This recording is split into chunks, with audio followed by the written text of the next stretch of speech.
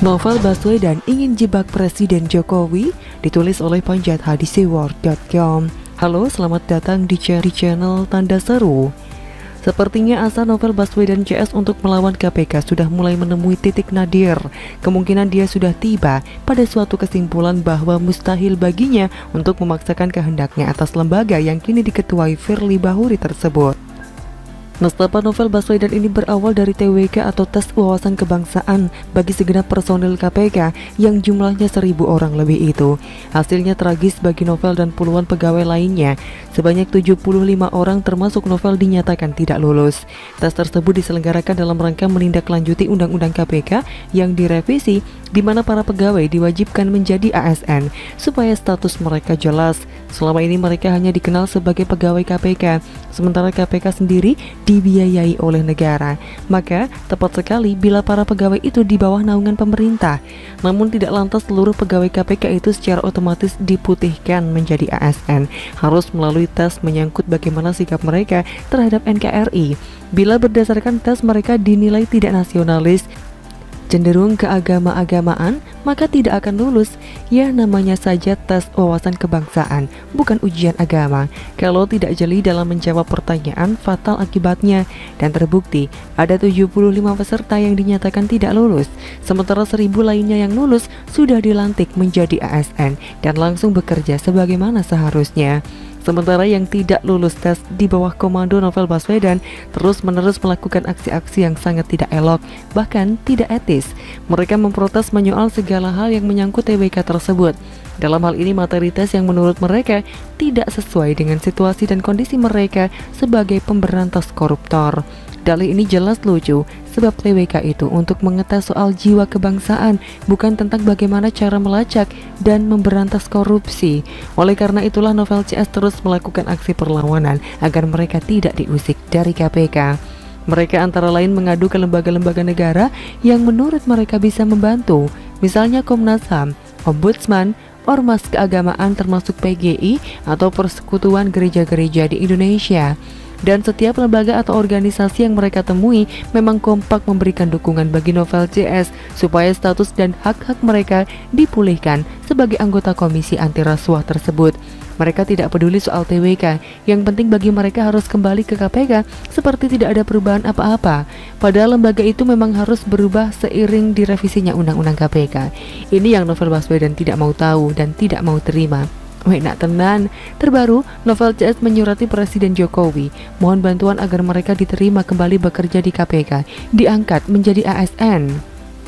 Dasar permohonan mereka adalah surat rekomendasi dari Komnas HAM dan Ombudsman RI. Kedua lembaga ini memang mendukung langkah dan perjuangan Novel CS untuk mendapatkan kembali hak-hak mereka. Dari sini pula dapat terlihat bagaimana naifnya personel kedua lembaga pemerintah tersebut. Sebab ada urusan apa mereka membela segelintir orang yang tidak lulus supaya diluluskan? Kalau misalnya tuntutan mereka di ACC pemerintah dan mereka kembali ke KPK dengan status ASN, bagaimana perasaan ribuan orang yang lulus TWK kemarin? Bisa jadi mereka semua akan kesal dan dongkol. Sebab apa gunanya tes tersebut apabila peserta yang tidak lulus belakangan diluluskan juga hanya berbekal surat rekomendasi? Lebih baik tidak ada ujian TWK. Demikian pasti gerutuan mereka. Di samping itu, langkah Novel Baswedan menyurati Presiden untuk meminta dipekerjakan kembali di KPK adalah suatu bentuk arogansi yang luar biasa yang memandang rendah bangsa ini. Mosok gara-gara tidak lulus tes kerja harus meminta bantuan Presiden supaya diluluskan dan dipekerjakan. Perilaku ganjil ini kurang lebih sama dengan AHY yang dikit-dikit mengirim surat ke Presiden, dikit-dikit meminta klarifikasi, dikit-dikit menuding Presiden dan sebagainya. Hal ini karena jiwa kanak-kanak AHY masih kental, yang merasa dirinya anak Presiden yang bisa melakukan apa saja. Atau dengan kata lain, sifat manja sebagai anak orang yang pernah menjadi penguasa di negeri ini masih utuh dalam diri AHY.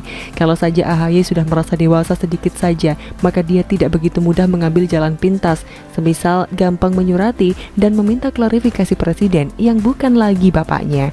Kira-kira seperti itulah yang terjadi dengan Novel yang selama ini merasa dirinya sangat penting, sehingga merasa bahwa seorang presiden pun layak dia libatkan dalam setiap masalah yang dia hadapi.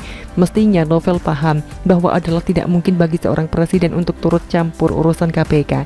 Salah-salah nanti disebut intervensi. Kalaupun sebelumnya presiden menghimbau agar hasil TBK tidak serta-merta dijadikan dasar pemberhentian, itu hanya berupa saran atau masukan semata. Sebab pada akhirnya KPK sendirilah yang tahu apa yang mereka perlukan dalam rangka membenahi lembaga itu. Kalau mereka yakin bahwa tes KPK itu penting untuk menjadi tolak ukur atau dasar untuk menjadikan KPK menjadi lebih baik, lalu mengapa yang tidak lulus tes akhirnya diterima juga? Sama saja bohong. Dan yang novel Baswedan lupakan adalah apabila misalnya Presiden Jokowi meminta KPK agar menerima kembali pegawai yang tidak lulus tes itu, kira-kira apa reaksi yang timbul di luar sana? Sudah pasti kepala negara akan dibully dan diolok-olok sebab menafikan hasil tes. Ini presiden buruk, sebab siapapun yang tidak lulus tes akan mengadu ke Komnas HAM, Ombudsman, PGI, dan lain-lain. Kemudian berbekal rekomendasi dari lembaga-lembaga itu akan menyurati presiden supaya diluluskan. Kacau balau. Namun yang lebih fatal adalah jika ini dimanfaatkan oleh lawan untuk menyerang dan mendiskreditkan presiden hingga dituding melabrak aturan yang berlaku. Fatal bukan? Maka harus diwaspadai. Apa sebenarnya maksud si novel Baswedan mencoba menarik-narik Presiden Jokowi dalam masalahnya ini? Bagaimana menurut Anda?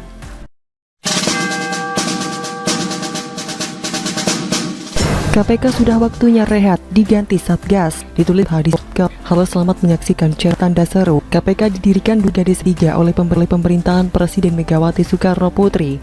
Artinya, lembaga ini sudah berusia 18 tahun. Cukup tua untuk sebuah lembaga yang tidak permanen, sebab bisa saja dibubarkan kalau memang tidak diperlukan lagi. Misalnya, jika korupsi sudah hilang, tentu lembaga anti rasuah semacam KPK ini tidak dibutuhkan lagi. Keberadaan lembaga-lembaga sejenis yang tujuannya untuk memerangi praktik-praktik korupsi selalu lahir dari masa ke masa. Di era Bung Karno pada tahun 1957 terbit Peraturan Penguasa Militer Nomor PRT /PM/06/1957.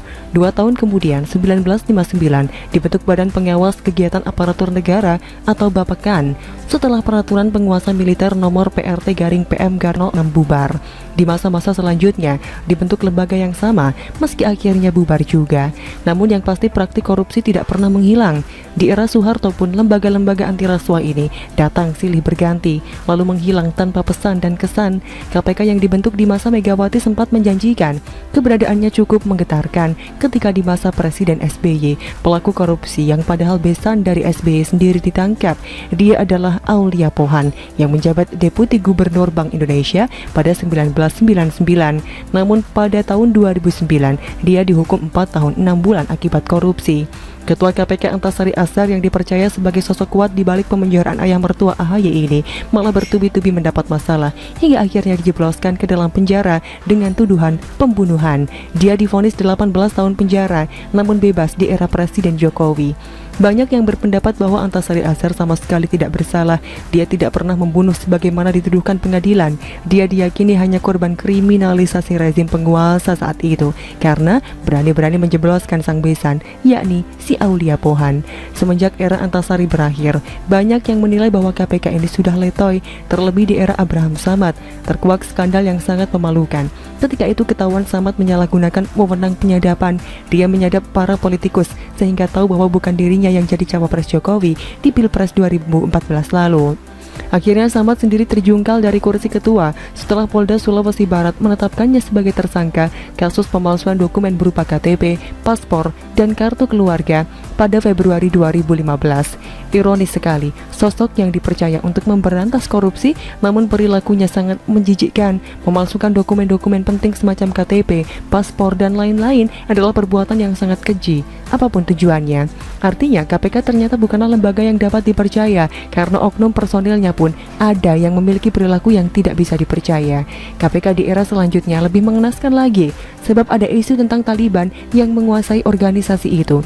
Alhasil beredar dugaan bahwa bukan komisioner yang didapat lewat pansel yang mengendalikan KPK, namun para pegawai yang memiliki wadah sendiri di dalam. Besar dugaan bahwa oknum-oknum yang mengendalikan KPK itu tidak lagi murni memberantas korupsi, namun justru bermain politik. Misalnya memilah tentang siapa yang akan dijadikan tersangka atau siapa yang akan dibiarkan melenggang bebas. Jika sinyalemen ini benar, maka sangat berbahaya sekali. KPK sudah kehilangan simpati sebab dugaan penyalahgunaan keuangan negara yang bolak-balik terjadi di jajaran Pemda DKI Jakarta sama sekali tidak diendus oleh KPK.